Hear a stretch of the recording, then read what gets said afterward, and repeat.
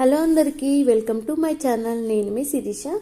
ఈరోజు రెసిపీ వచ్చేసి స్ప్రౌట్స్తో కర్రీ చేయడం ఎలానో చెప్తాను. దీనికోసం ఒక కప్పు స్ప్రౌట్స్ తీసుకోవాలి. దీనికోసం ఒక గిన్నె పెట్టుకొని అందులో 3 నుంచి 4 టేబుల్ స్పూన్ల ఆయిల్ వేసుకొని జీలకర్ర ఆవాలు వేసుకొని అవి కొంచెం చిటపటమన్న తర్వాత అందులో 2 పచ్చిమిర్చి, ఒక పెద్ద ఉల్లిపాయ చిన్న కట్ చేసి వేసుకోవాలి.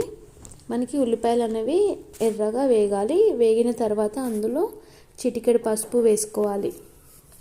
చిటికెడు పసుపు వేసుకున్న తర్వాత కొద్దిగా ఇంగువ వేసుకోవాలి.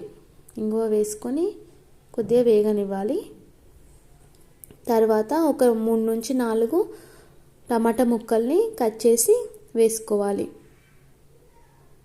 టమాటాలు అనేవి ఆయిల్లో కొద్దిగా మెత్తబడ్డ తర్వాత అందులో అల్లం వెల్లుల్లి పేస్ట్ వేసుకోవాలి. మనం ముందుగానే వేస్తే అడుగంటుతుంది గిన్నె, అందుకోసమని మనకి టమాటా ముక్కలు మెత్తబడ్డ తర్వాత అందులో అల్లం వెల్లుల్లి పేస్ట్ వేసుకోవాలి.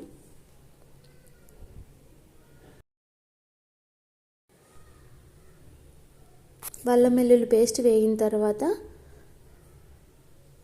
మనం ముందుగా కడిగి పక్కన పెట్టుకున్న స్ప్రౌట్స్ని తీసుకొని అందులో వేయాలి. మనకి నూనెలో కొంచెం వేగితే మనకి పచ్చివాసన అనేది ఉండదు.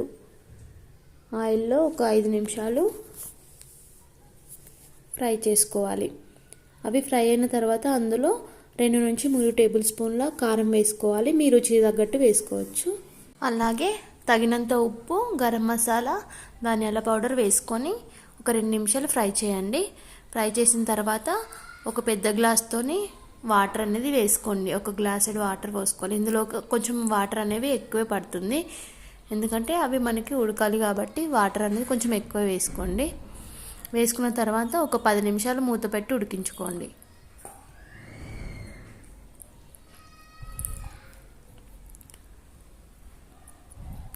కర్రీ అనేది చాలా టేస్టీగా ఉంటుంది. చూడండి, చిక్కబడుతుంది. వాటర్ మనం వేసిన తర్వాత కూడా చిక్కబడుతుంది.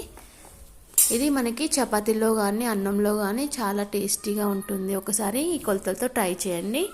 ఈ వీడియో నచ్చితే తప్పకుండా లైక్ చేసి ఇలాంటి వీడియోస్ కోసం నా ఛానల్ని ఫాలో చేయండి.